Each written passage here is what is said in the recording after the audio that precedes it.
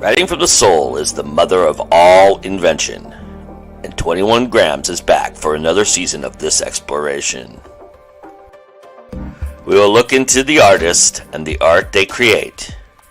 Except, this season we're adding the questionnaire, invented by the great Bernard Pivot, to go even deeper.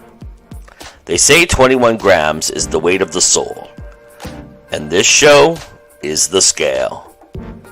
So now here's your host for 21 Grams, Joe Compton. Hello everybody, and welcome to the season finale of 21 Grams, season 4 finale. I couldn't have thought of a better person to help me end this season with than the guest I have today, Miss Angela Yuriko Smith, and I'm so excited to have you here. Thank you so much for being here. And absolutely. I always like to start this show by allowing my guests a chance to give a little introduction to themselves. So please, the floor is yours. Please introduce yourself to everybody. Okay, well, 3 hours later. No, I'm kidding.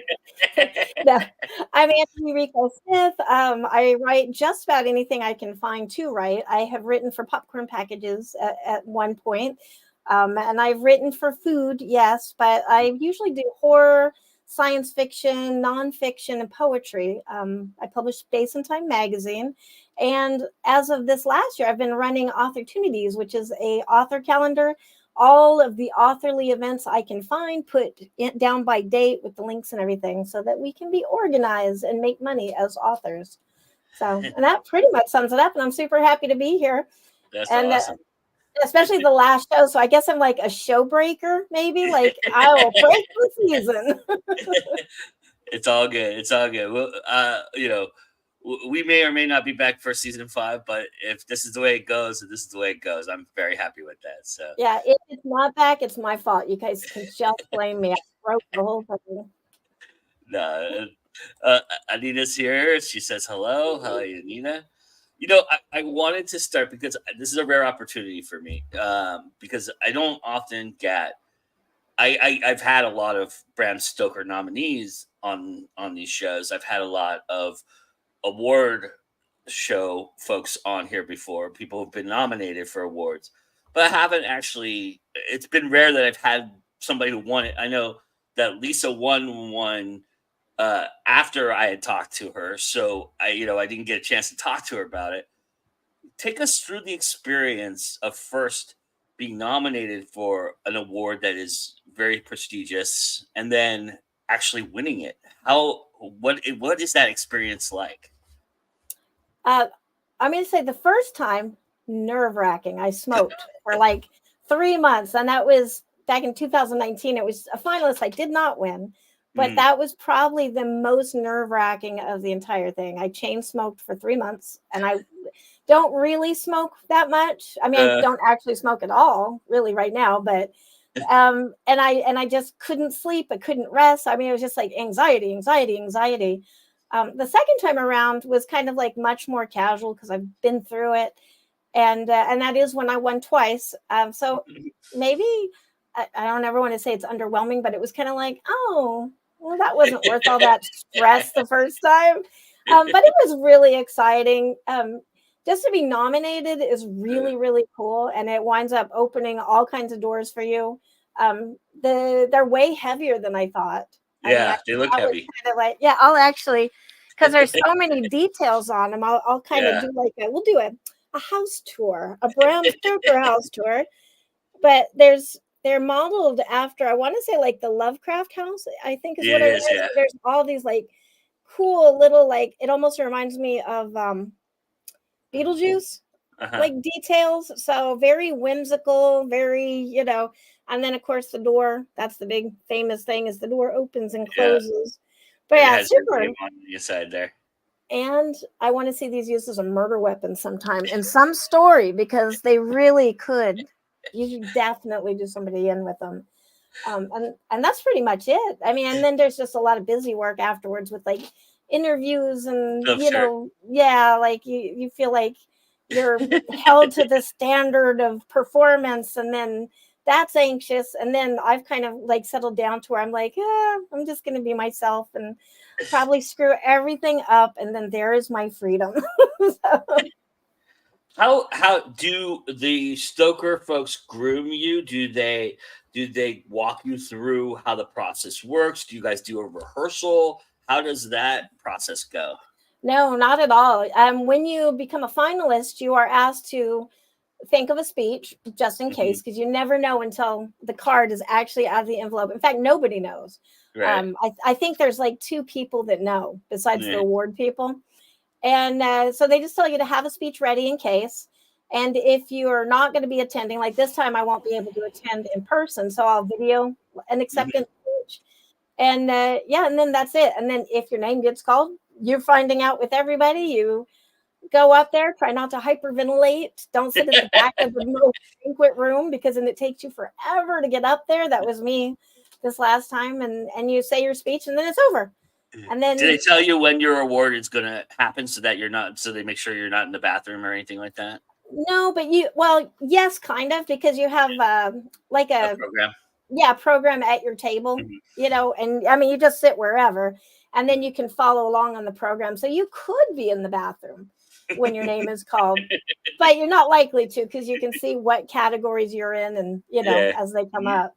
Yeah, I would hope So, you figure that out. You even, I mean, nature calls sometimes, and you just can't help it. But I mean, it's happened at award shows where people have actually been like award shows where they televise them and stuff like that, where people have been in the bathroom before. But it's yeah, kind of funny. But yeah, I've actually wondered sometimes if that wasn't on purpose because it you're is right. like you're kind of like you can be. The first time I was sitting there almost having a heart attack, like like and it's not like it matters. I mean, it does matter. I don't want to say it doesn't matter, but it's not like life or death. If they don't call my name, I You're die. right. But that's the way it feels at that moment. And then what if they do call my name? I might die. It's kind of like that feeling. And so I can Yeah. totally see somebody going, "Oh, I have to go to the bathroom. Oh, how inconvenient." I missed it. How much? So How much did you? How many times did you practice your speech? the first the first time, I actually don't think I did one, or maybe I did. Well, I Uh, didn't. I just thought I'll thank everybody, right? That was my uh cop out, and then I didn't have to do it anyways. The second time, I had notes written down on a card, which was good. That's because I was with Lee Murray, and I was really scared if I didn't have something prepared, Lee was going to jump on me. So I did have some notes, and yeah, I really don't remember what I said except for just kind of going over the notes and like people laughed and me thinking, oh, that was good. They might be laughing at me, but either way, they're not throwing anything, so that's good. And uh, yeah, pretty much that was it. The highlight of the entire event. Now, don't laugh at me. When I went to the first time, I stole a fork from the banquet because it was after I hadn't won, and I was like, I still want something tangible to like remember this. And so I mm, stole a fork. Shh, don't tell anybody. Well, I guess too late now. The second time I stole a fork as well, and those are my favorite forks, and I think I love them more than the actual trophies because I'll just randomly like, oh, I'm gonna have lunch, and I pull it out, and it's like I relive the whole experience over again. Well, this time I don't actually get to go because of my visa. I'm still working on my visa, but I'm like, how much can I pay for somebody to get a fork for me? Like maybe I'll just, I mean, I'm fine with paying for the fork, but the yeah, waiter yeah, looks yeah. so weird when you're like, can I buy one of these forks, please? Do they use the So same fork at every venue? no, that's why it's kind of cool because I have these Yeah, two really that's what. weird mismatched forks, Yeah, very fancy. They are the fancy forks. may or may not know this, but has the Stoker Awards ever been outside of the United States? Have they ever done one outside of it? I could be wrong, but I think no. I'm like pretty definite no. We were going Yeah, to I have don't think it so in either. England or the UK in 2020, and then 2020, and Yeah. then that wound up getting delayed, of course, and then wound up being still a horror event, but it was just something else. I mean, it was still StokerCon, I think, but not Mhm. officially StokerCon, but because by then we did the virtual, and then we did virtual for 2 years, and then now it's virtual hybrid, and I really think we should stick with hybrid. I love Mhm. hybrid. I would think that, like the 100th one or something to that effect would be like somewhere near like where Transylvania would exist if it existed, kind of idea. That You would be know? very cool. That would be very unfortunately, like, we are an international organization, the Horror Writers Yeah, Association, yeah, but most of our members are on the North American continent, including yeah, me. I'm still North American continent. I'm just way south. yeah. So south, we don't even have a southern accent down here. Um, so it'd be hard to get that membership, the core group of probably like 400 or 500 people come every time Hmm. to go to Transylvania, unless we got like a really good group deal or something. Or, I don't Yeah, know, I maybe think some very hungry vampires give us a discount. it'd be one of those things once in a lifetime, though, right? So I think that It people would, might. I think people underestimate that aspect of it. Going there is kind of like the idea of like having visited like the Grand Canyon or something like that. yeah.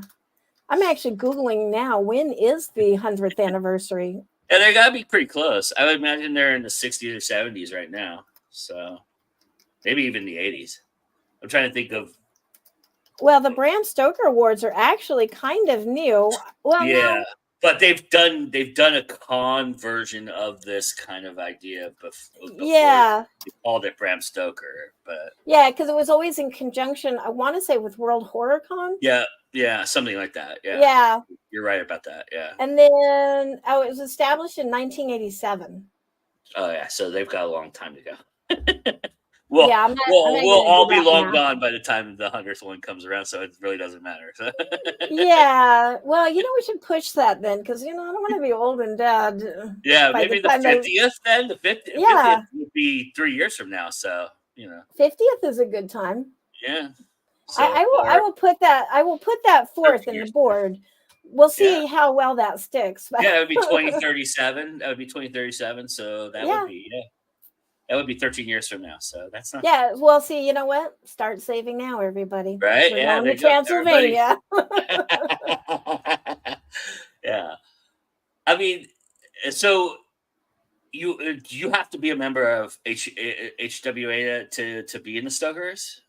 No, not at all. To be eligible for an award, you mean, or to attend it? Yeah, Because eligible. I mean, you could go to the con without being a member. I know that, but yeah, and you also do not. It is literally works, and we don't even say the best works because that's so subjective. Like, who yeah, of really has course. the right to say the best of anything?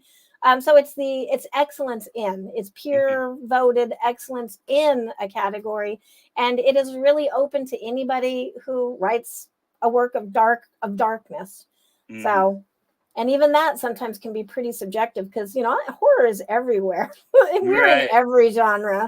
So Yeah, we're gonna talk about that in a little bit, but yeah, yeah, yeah. But yeah, it's very interesting. It's fascinating. I was just curious from your perspective how that all went down. So yeah, that's it's super complicated. I'm gonna say that. We try to simplify it. I have been through it a couple of times now, like whether I got nominated or not. And I'm still like, it's still complicated. So every year we try to make it more simplified, more transparent. It's just there's a sure. lot of rules and a lot of balances and checks. But if anybody ever wants to know anything about it, like, please feel free to reach out to me. I am a trustee for the HWA. You can reach out to Jim Chambers, who actually handles the awards and knows a ton. He's written a really great piece on it that tries to break it all down. Yeah, But yeah, there's a lot of misconceptions about it. yeah, Yeah, we're absolutely happy to answer any of those, but we can't simplify it because then other things happen. Like, it becomes, we're trying to keep it as open and fair, not a publicity popularity contest. So there's like all of these things that wind up overcomplicating. It's like the government. It's like yeah. There's a lot of political unrest, I'll say, in a lot of these awards and things like that. mhm, Sometimes that get yeah, a little bit too close to the vest because you get people's opinions and people's thoughts and the mhm, people who you put in charge of it to kind of they bring their own political views and mhm. whatnot into the forefront, and then it changes a lot of Oh perceptions and yeah, and Oh, hurts the yeah. prestige of that. And for everyone who says like, oh, awards are political, you're right. They 100% are, but it's not in the way that people might think of like, oh, I'm friends with the president, therefore I Right. can, because Yeah. nobody can influence it like that. But what you Yeah. can do is become involved. And like a politician, the more you're involved in an organization, the more people see your name, the more glad handing you've done, Yeah. So there's many reasons to be involved with your organization besides just loving it and wanting to like spread horror to the world, which seems less mean than it actually is. But just to get your name out there and stuff. I mean, it's 100% political, Yeah. but not in a cheaty way. Not Yeah. like real politics. Right. And Anita Mhm. mentions the Hugo Awards as a good example of recent drama there. Yeah. So, yeah. Yeah. And Yeah. lately, I feel like there's always drama somewhere. So you just have Yeah. to keep plugging away, trying to be as open and loving and inclusive and, and apologize if you don't. And transparent too. I think Yeah. And transparency is a transparent. huge issue with all of these things. So Hmm.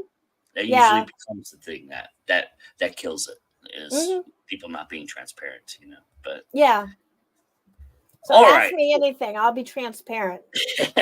Well, let's talk about you and your writing because it's a rare opportunity that I get to sit down with you and talk about what you do, and you've been doing it for a while now, and one of the things that I really love about horror as a genre, mostly, is the idea that there is avenues to produce horror without producing a novel, without producing, you could do there's so many anthologies out there. There's still publications that produce horror stories out there that for quarterly is one of which you run, and so and those aspects of things is that an appealing aspect of why you write horror is because it has an accessibility factor to it that you can write at any length at any in any kind of manner. I don't know if that particularly attracts me to horror specifically. Mhm. I think I got into horror because it was kind of like then you can talk about your monsters in a way that people don't want to send you to the hospital, but because you're like, oh, it's fiction, right? But I agree with you. And just in writing in general right now, I feel like with the advent of self-publishing, it kind of broke everything open. So it's the Wild West. We can do what we want. Just slap a name on it. Do you want to do 100? Do you only want to do 100 words, which is its own specific challenges to write less?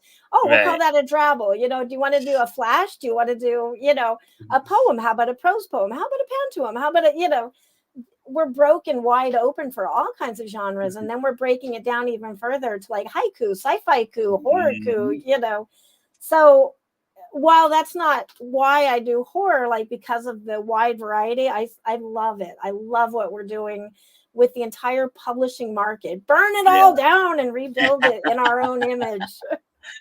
Well, I think the one thing that is about that is you don't have to think of it in terms of a novel, right? You can think of it as, if this turns out to be a short story, I have avenues to send this short story somewhere, right? Or if I have a short story that didn't really work, that it needed longer fiction, you can do that as well, right? Mm-hmm.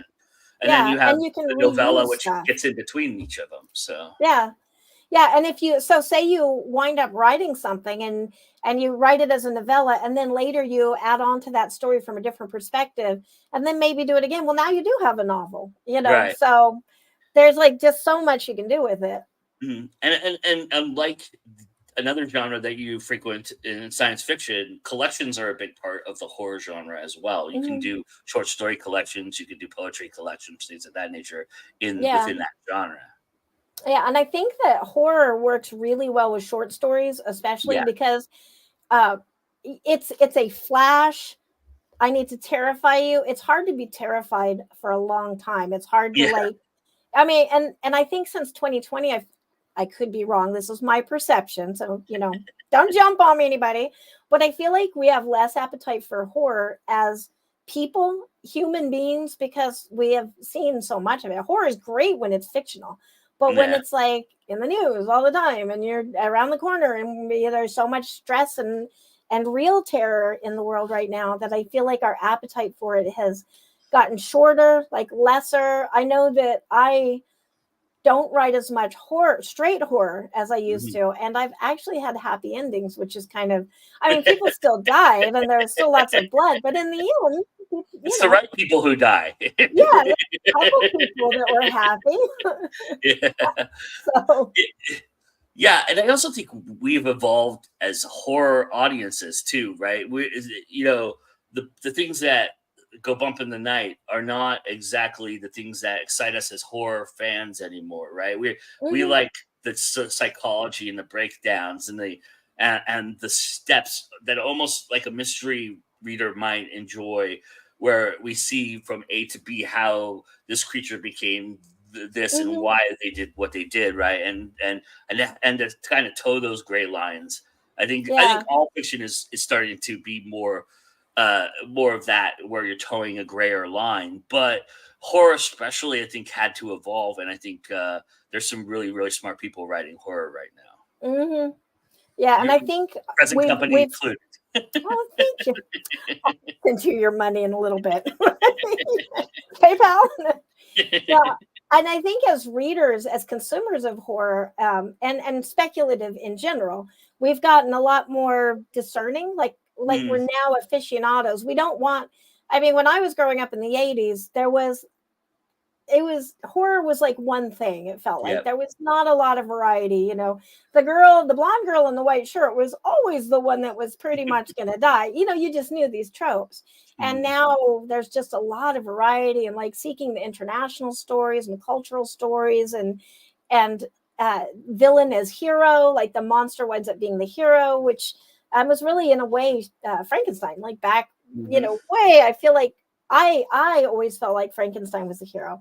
I do tend to go for the bad guys though, so I got into account. I thought Darth Vader was awesome. I wanted to date him. So That could probably tell a lot more about why you write horror than anything else, Angela. yeah, probably. And I do frequently sympathize with the monster because I'm like, maybe the tentacle monster was just hungry. Did you think about that? And there was this juicy snack walking down the road. Is it really his fault? I mean, do you get mad for a scorpion for stinging somebody? But I mean, of course, I don't want to be the snack either. Yeah, Dracula just wanted to be loved. That's all, Yeah, right? he was lonely. It's hard to get takeout in Transylvania. Along those lines, too, you kind of paved a little bit of a road for yourself and I remember us talking about this a long time. I hate to say a long time ago because that makes us both Back old, in and the that's not day. fair. Yeah, but around the time that you and I met each other, you were doing a lot of Japanese myths and doing a lot of ghost stories and things of that nature. And you did physical research for those projects. And so, have you kind of how has your horror evolved from that? Or is it the writing that's evolved for you and you're just telling the same kind of concept stories? Oh, I would say it's broken wide open as in that is pretty much like say Asian horror. I mean, I Mhm, do a lot of, but pretty much that the story of Okinawa and mhm, what is still going on there has become my main focus. mhm, Where originally I'm only a third Japanese, or I'm sorry, not Japanese, Shimanshu, Ryukyu, Okinawan, whatever you want to say, because they're not the same people. But I didn't find out that until I started digging into this research. But at first, it was like I dipped into it as in like, oh yeah, I've got some Asian tendencies. I have eaten raw seaweed and it's yummy, and I eat raw fish and got tiny feet, like the weird tropes. yeah. In Um, Okinawa, they fry everything. That's the thing about Okinawa. Everything's I've had some weird stuff that was fried in batter. and spam. Like Yeah, that's something that I thought was really funny is it's spam is considered like a national treat. In fact, like yeah. some of the things are like traditionally the rice ball is shaped like this in Japan, but in Okinawa it's shaped like a slice of Spam. Yes. The weirdest thing about that is like I haven't had Spam in years, and we wound up getting a can as a joke. And then I was telling my son about it. He's like, well, what is it? I mean, he's an adult. And he was like, well, what does it taste like? I was like, oh, it's horrible. Ugh, it's like the worst thing ever. It's like this nasty canned meat. And he wanted to try it. And I opened it up and we went on like a Spam, I don't know, like junky thing where you're just like, we need more Spam. And we ate so much Spam. We kept going back to the store and buying it because it like awakened something in me. And I was like, maybe it's genetic. So, but yeah, I'd say I do a lot of that now, like dipping into specifically the Ryukin stories and the things that have happened there. One of which is the Shisa, which is just such an awesome freaking monster. It's like my favorite monster of all time because it's helpful, like a monster should be, or my monsters are. Do you feel like you mentioned this before, but do you feel like real life is a lot scarier than fictional life? And how do you mesh the two if that's the case? I probably shouldn't say this in public, but I feel like real life and fictional life are the same thing. And I think, especially to maybe writers, maybe it's a writer thing, but half the time, if I'm working on a book, I'm putting real things into that book, even though it's fiction. But as I'm walking around in my daily life, I'm looking at my daily life through the lens of the thing that I'm working on. Sure. In particular, like I'll say like the first novel, well, not the, yes, thank you, Anita. Spam is actually delicious. I will say that. Having been on my Spam bender recently. But so my first novella, End of May, I actually put it down for like 3 years because it got too scary for me. Which is weird because now I read it, I was like, what was I even scared of? But I think because that was my first work of longer fiction. It's still a novella, and it just got so real to me where the breaking point was. I was smoking outside because I do smoke sometimes. I was smoking outside in the dark and I heard like a grate of like a stone on the sidewalk around the corner behind me, like where the garage was. So like somebody is next to the garage. It could have been a cat. Who knows what I was hearing? But in my mind, suddenly I very clearly saw Halil, which is the character in that. And it, I kid you not, this is what I should not admit, but I was sitting there like, Halil is around the corner. He's behind me. We wonder where crazy people come from. Okay. They should just write and they'll be okay. But so that was, and I was just like, it's too real. It's too real now. And I stopped writing it and Halil is Satan. So, and at the time I was very like exploring Christianity and a lot of topics like that. So it was very like, oh my God, Satan, the devil's going to get me. So, but now I feel like I am fine with that line, and I'm okay. As long as you don't tell the wrong people that you're hearing voices, you're okay. So yeah, I think they're the same thing. One of the things that surprised me about living in Okinawa, and for people who don't know, I was there for a year and a half. I lived there. I was in the Marines, but one of the things that surprised me, and I'm curious from your perspective and your authenticity of what you write. But one of the things that surprised me is how matter of fact they are about everything, about very much about everything, other than the fact that don't call them Japanese because they don't like to be called Japanese, but and there's a nationalism there that's very prideful, but ghost stories, they'll tell you every ghost story, they'll show you, they'll physically literally take you to a place where that it is, and they'll show you. They're super friendly about all that.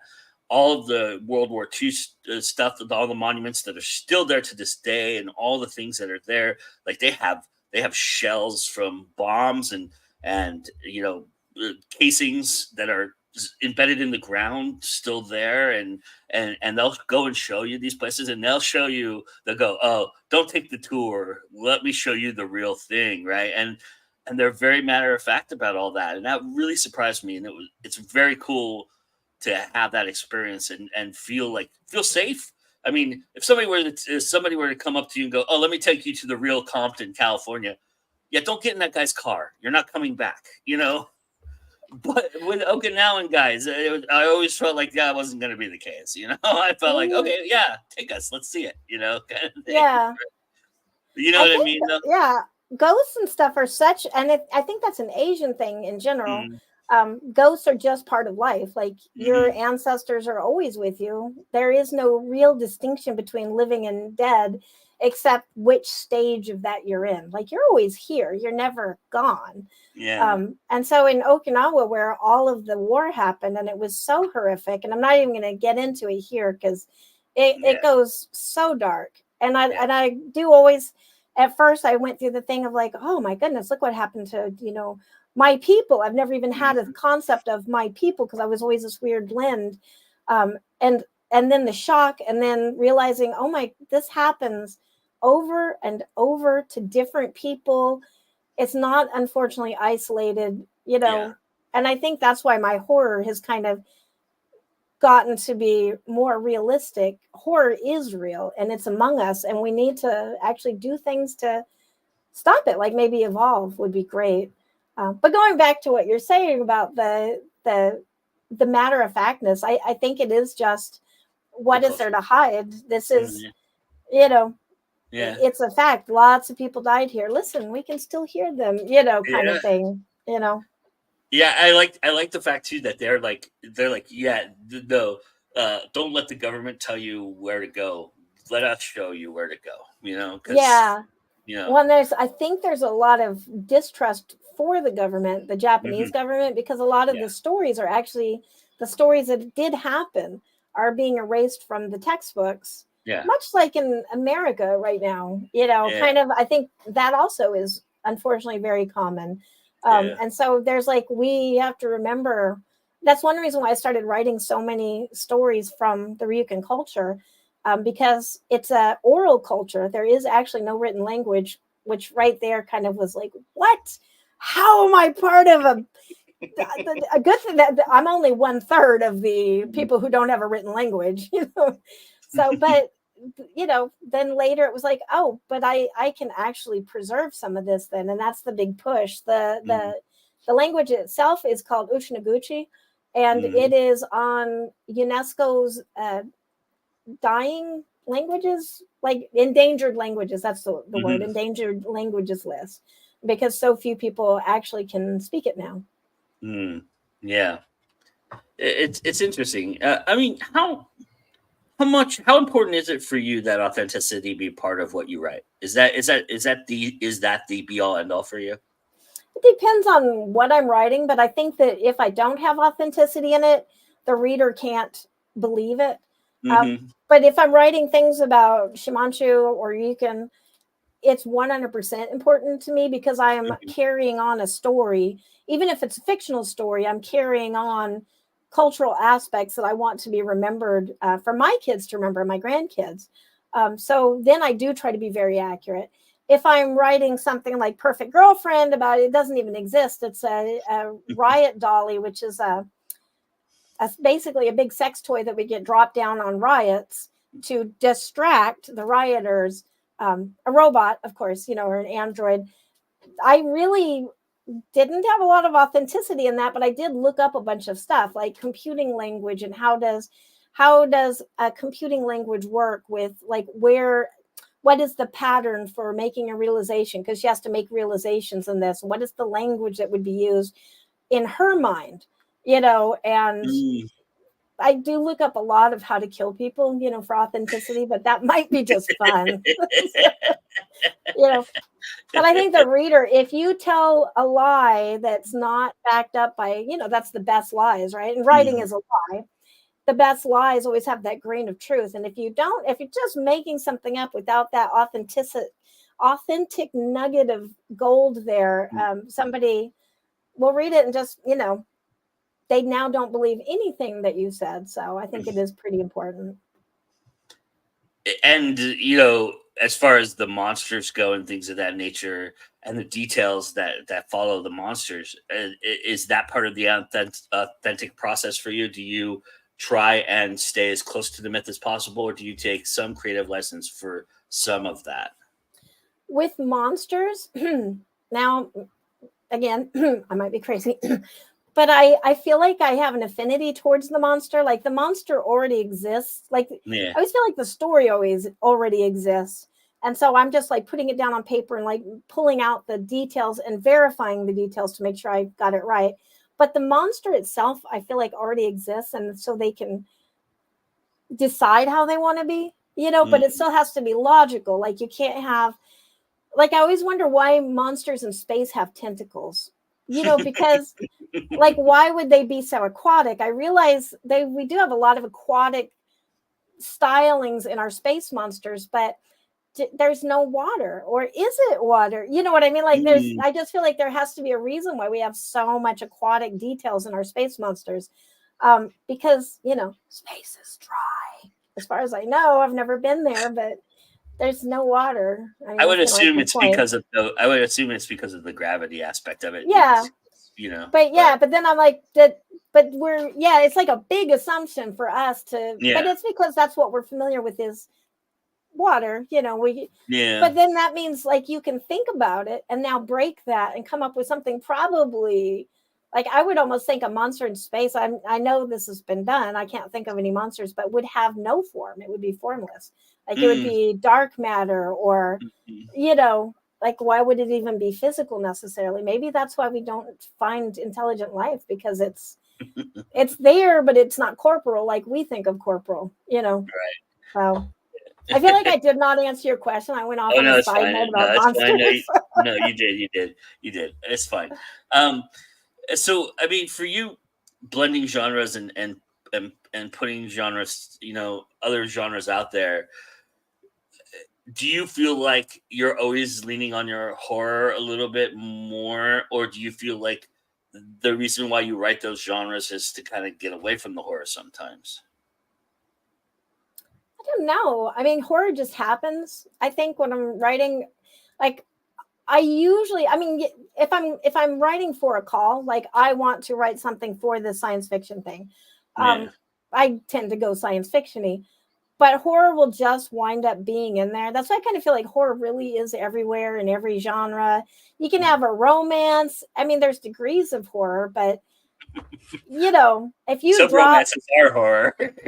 yeah. So I just feel like the horror just slips in. There was a joke for a long time in my writing among friends and family and people that read me is somebody is always going to die though. Like I'll be like, oh no, this is a good story. It's not scary at all. Yeah, but somebody still died, didn't they? Well, yeah, there was that one guy that jumped off of but there was a reason why he did that, because he had this monster in his head, and it was talking to him and making him cry. Oh yeah, I see what you mean. Do you like, does it utilize a different part of your brain when you're writing different genres, or do you feel like the process is always going to stay the same for you? It's always pretty much the same. Even when I'm writing nonfiction, there's fictionalized bits of it, because the whole point of it is we're just entertaining. And so I don't really have a switch. I mean, when I am writing to a call, there's a switch of if I can't please the editor, I don't get paid. So there's that kind of a focus, but if I'm just writing for a story I want to write, I don't know how it's going to turn out. Like it might be science fiction. It might be, I mean, the first time I had a couple go off together happily, and fall in love, I was like, oh my God, is this going to kill my reputation? What happened here? Yes, somebody did die, but it was a sex trafficker. Like we kind of wanted her to die. Like nobody's horrified. Everybody's happy at the end of the story. Like, can I publish this? That's funny.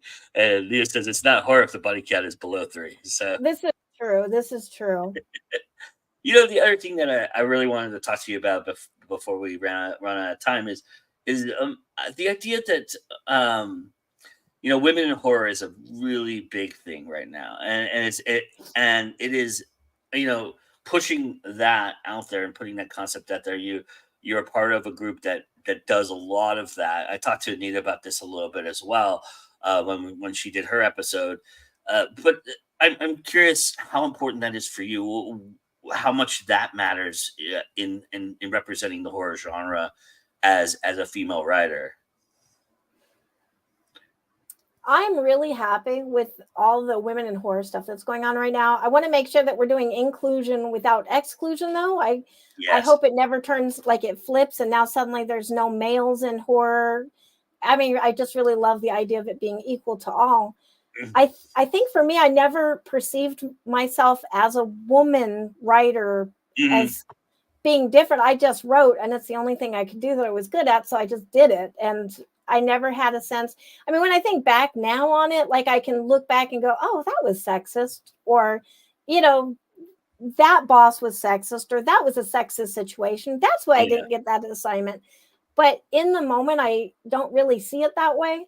So originally when the whole woman in horror concept came up, I was kind of surprised because, like, yeah, there are women in horror. I'm here, and there's Anita, because Anita and I have known each other from, I think, day one of both our careers. And, you know, Anne Rice, did you not know about Anne Rice? And, Yeah, you right. know, yeah, like, so I knew of women in horror, but when I actually counted it out, I was like, oh yeah, there isn't Yeah. as many. Now I feel like we are leveling out, and there's a lot Yeah. of attention going to women in horror, especially right now because it's Women in Horror Month, Mhm. which is fantastic. So yeah, it's something I never was conscious of. I just was doing what I was doing because mostly I'm oblivious to what's really going on in the world because the usually off somewhere else going, oh, is Halil around the corner from my garage? I'm usually Yeah, I mean, somewhere there. it's sad. We just talked about how Bram Stoker is what 37 years old now, 37, and for the first time ever, a woman outside of the United States won the prestigious award for the Bram Stoker and Cynthia Palau. She was the first Puerto Rican descent author to win an actual award for Bram Mhm. Stoker, which is, I mean, to think about it, 37 years, and that's the first time that's happened. It's Well, for kind a of Puerto awful. Rican, yeah. For a Puerto Rican, there have been women not in the country that have won, not national, I guess, Hmm. American women. Ironically, the funny thing about that is two Puerto Ricans got the Yeah, award. That it was Gavino yeah, Iglesias yeah, and Sina. yeah, So that was kind of neat. But I I do feel very proud of the HWA for our diversity. I guess we yeah. had our first Asian president. I think he was like president number 4. It was SP Sumtao, Yeah. who I just did an interview on, so that's why it's like so fresh in my brain. But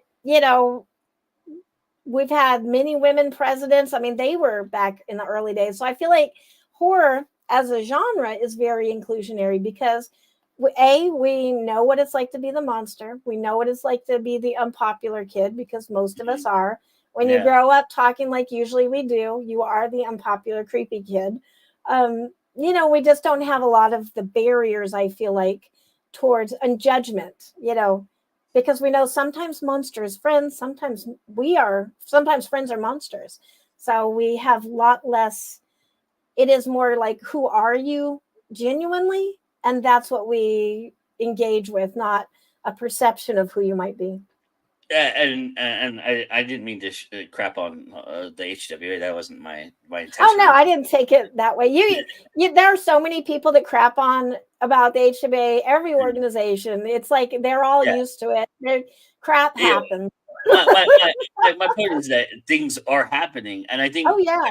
I think within the horror genre, like you were saying, you may not know it, but outside of the horror genre, they don't know it at all, and that is Yeah. the difference, right? And so to make it more accessible for the people outside of the horror, the readers and the people out there, to make them more aware of those facts and those ideas, I think Hmm. it helps with inclusion, and it helps everybody to see that yeah, this has been going on for a while. You just got to open your eyes a little bit, you know? Yeah. Yeah. And once you see it, you can't unsee it. Yeah, And I had exactly. many things like that where I didn't think of something as biased or racist or like all of the labels. And then when you see it from that perspective, you're like, huh, it is like that, but now we're aware, and we can be better. So tell So everybody, hopefully. yeah, tell everybody a little bit about the new story that's coming out soon that you've got coming out this year, and a little bit about that and what that's about, and give some people some idea of what they can expect from you coming up very soon. Yeah, you must mean in Eugenie. Yes, ma'am. I'm so excited about this. I actually wrote in Eugenie when I had a fever uh, in 2019, I think. Anyways, it took me 2 years to edit it because it's just been so busy. But I wrote that all in a month, and that was, I think we had just finished with Tortured Willows. Yeah, I think it was Tortured Willows. So I was overcome at that time with all the information that I had just found out about Okinawa and my own family. And the fact that my mother didn't know a lot of this because so much of the information has been, I'll say whitewashed, but not whitewashed, whatever the other term for it would be, with the Japanese kind of folding. And also Okinawans trying to present as Japanese to avoid being raised, being Yeah. ostracized and all the other problems like that. So I was still all full of that. So I wrote it all down in Eugenie. It's a fictional story. It's basically the retelling of what happened in World War II. The Battle of Okinawa, which was, I think, still one of the bloodiest battles of all time. Yep. The land is still decimated from that in many cases. There's still live ammunition buried on the island of Okinawa. They are still recovering from it. Yep. And then there's all the political things that I won't necessarily dwell on right now, but they are in the book. I do write it all out about why I'm writing it. And so many people, including Okinawans, don't know the story, don't understand what really happened, don't understand that there was forced suicides. Fathers were forced to kill their own families from the Japanese soldiers, would basically be standing there holding them at gunpoint. And saying you have to kill your family to save them from the white devils, the American soldiers coming in. And so then after, this is part of what isn't commonly known. So a guy might do that, or a family might commit suicide, with they did a lot of grenade pulling and hugging. And then after the war was over, to silence that. So nobody's saying, well, you made me do that. I did this because you made me. Those people went to prison for murdering their families, and then silencing that voice. And then a lot of other people who survived it blacked it out. They just didn't want to talk about it. They didn't want to think about it, very understandably. So the second generations completely didn't have the story because nobody wants to talk about it. If you do talk about it, you could get in a lot of trouble. And so the third generation, which is where I'm at, is trying to piece together and finding out answers like, why is my family so messed up? Oh, well, you guys lived through this thing. No wonder you have these weird, very negative quirks, but it's understandable if I realize what you've lived through and things like that. And so the story of in Eugenie means a dog's death, like a dog's death war. And it's the term for that war. That they would say, like, a dog is a loyal friend. And Okinawans love their dogs. Love. That has got to be a genetic thing because I am like a dog freak. Dogs are humans. Like, they're as equal to humans. I am that person. So a dog's death war is like, why would you kill your dog that loves you so much? It's a part of your family. And so that's the way the perception of Battle of Okinawa was in a World War II. So it's three characters, three women who have very similar backgrounds. They each have a younger brother, but they travel through this whole scenario of the war from different perspectives, and different things happen. And then I do add some magic realism to it because I could not have Shisa. And this is where I do divert from the monster. She says, I actually have some here. Whoops. They're these little lion dogs, which I'm sure you saw everywhere. But I mean, usually on the tops of roofs, but these are like little pocket Shisa. I do have a collection of Shisa all over my house. But so in this story, the Shisa, there's only one, which I think originally there was one, and it's on actually really close to where my great grandmother lived. And it protected the island. There's a whole story about why the Shisa is there. And so in my story in Eugenie, the Shisa comes back, and I don't want to give away too many spoilers, but that magic is a very real part. And I was really trying to capture that sense of, like you said, it's just a fact of life. You talk about your Shisa because it is real to you, and and then there are some pretty dark elements. There are some elements of, say, rape, because that was a very big part of that experience for young women. But I never go through it because I don't really want to glorify it. So there's not going to be anything explicit sexually in it like that. Um, I just want to give somebody the experience of, this is what it was like. And really, I hope it's a conversation starter for people to understand what is still happening on Okinawa. There's a big push to get one of the military bases not to be built. And the people have said they don't want it, but the Japanese government's gotten a lot of money. And with the war in China going on, everybody wants that base there except for the people that live there, Yeah. and they don't have a voice in it. The UN has decided that the Okinawan people are genetically a separate, distinct people from the Japanese. But until the Japanese say that, then the Okinawans are still occupied by the Japanese. So, and the Okinawan Islands bear all of the military bases just about, but they don't get any of the money, really. I mean, I'm sure they get money from it, but not, the money goes to Japan because they are owned by Japan.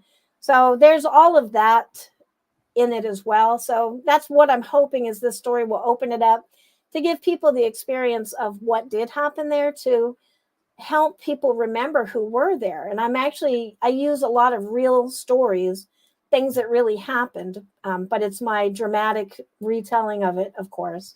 And those are the ones, honestly, that hit the hardest, I think, because it is truth. This really happened, maybe not, this wasn't the exact dialogue. And of course they weren't speaking in English, but that is exactly, the story of what happened. And it's a story that I don't have to create the horror in it, because it's already there. I had to tone it down. Yeah. So everybody go get this. It sounds amazing. So I can't wait to read it. I'm excited. June 23rd it comes out. So there you go. All right. You ready for what you've been dreading this whole time?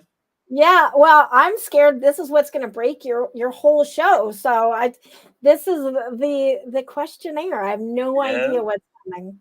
All right, so we're about to do Le Questionnaire, invented by the great Bernard Pivot, and then perfected by James Lipton for his show Inside of the Actor Studio, and then taken from me for my purposes of torturing my guests. And so, Angela, what is your favorite word to write? Oh, I hate to admit it, but dark. I have to actually move that word out of my writing because I've overused it so many times. Nice. What's your least favorite word to write? Oh, hate, actually, because I feel like it really does do something to us, even written down. So I will avoid it. That's funny because I actually changed a sentence in one of these questions for that very reason, and you'll hear that in a minute. So what turns you on creatively, spiritually, or emotionally? I don't want to sound like the super weirdo, but death, because I know it's coming. Unless I can find a vampire, I'm always open to that. Just contact me. You have my contact information. I will take that bite. But knowing that I will die and that my time is limited, so I can be so tired and like I'm done, I have no more creative juices. And then I'll start thinking about, like, well, have I done everything I wanted to? I haven't. Right. So that's kind of like the fuel, the whipping that keeps me tripping. What turns you off? People saying I can't, like just shutting something down, like, nope, I can't do that. Just is, yeah, that gets me. All right, I try not to argue. This is the question that Anita's been waiting for and everybody loves. What is your favorite curse word? I think it's unfair that we have to choose one, but I would say tabernacle. When I lived up in Montreal, such a funny word to me because it literally means the church. And that is like, that's as bad as dropping the F-bomb. And I still love that, like tabernacle. Somebody flinched in Montreal, and yeah, there's a great Kids in the Hall skit about that very word. It's very good. All right. So, what sound or noise do you love? What Sound or noise do you love? sound or noise? Oh God, just noise in general. I love like discordant music. If it's kind of grating for somebody else, I probably really am fascinated with this off tune stuff. Mm, nice. Okay, so here's the question that I changed from that word, and it's what sound or noise do you dislike? Oh, I like that. What sound or noise do I dislike? The people working on an apartment building next to our house at 6 in the morning. Yeah, that Yeah, noise. I can imagine. What character of yours would put their face on the currency of their world? Halil would probably do that. He's a stuck up butthead. What other artistry would you love to try that you've never done before? All of them. I did just start getting into pointillism though, and that's been like super like Oh, meditative. neat. But yeah, pretty much anything I haven't already done, yes. All right. So then this question might be moot. Then, well, what artistry would you never try? Is there one you tried that you would never do again? Let's Well, modify it for that. I would say something that would hurt somebody. I would say like Mm. painting with baby blood. Maybe I wouldn't do that. Okay. I don't know how you can sustainably harvest that, so probably no. And then trying again, I really can't think of anything that I wouldn't Okay. try again. All right. Painting with So baby blood. all right. So for somebody who's fascinated with death, I'm curious about this question. This if heaven or whatever you believe in exists after, what would you love to hear God say when you arrive? Hey, girlfriend, come on. We're going to rule everything. Come fix all the things that you've been bitching around about for your entire life. Okay, I've been waiting for you. I'll be like, oh, I have my list. Awesome. Politicians and Well, it has been amazing to sit there with you and to go over some of your list today. I really appreciate it. You did not kill this. You killed it in the best way possible. oh, So thank you. I I always really love being on here with appreciate you. I really appreciate the opportunity, Angela. It's been an absolute pleasure. I could have not thought of a better way to finish this show season than what we just did. So I really do appreciate it. Tell everybody where they can find these lovely books of yours, including the one that's coming out in June, so that everybody can go grab it. Well, if you go to I've forgotten who I was. If you go to my name, basically AngelaYSmith.com, or you can go to my Substack, which is authortunities.substack.com. Everything is always in there. But I just want to say thank you to you, Joe, which is what I was thinking when you asked me my name. Thank you to you for everything you do for indie authors. I mean, you're fantastic. I honestly, as I was coming into the show today, was thinking, how the hell do you do it? I don't want to know because there's got to be like some secret soul demon trade thing happening, but it's pretty impressive. And I thank you. Thank you. That's very nice of you. Well, as everybody knows, it's always time to go in and out. Hey, everybody, come back to the channel here in just a few minutes because we're going to start a brand new show. So I can't wait for that. It's the first time for everything, and there's a first time for this show. So I really appreciate it. Thank you, everybody, for joining us. And like I said, it's always time to go in and now. We'll see you next season, possibly. We'll keep in touch, everybody. Bye.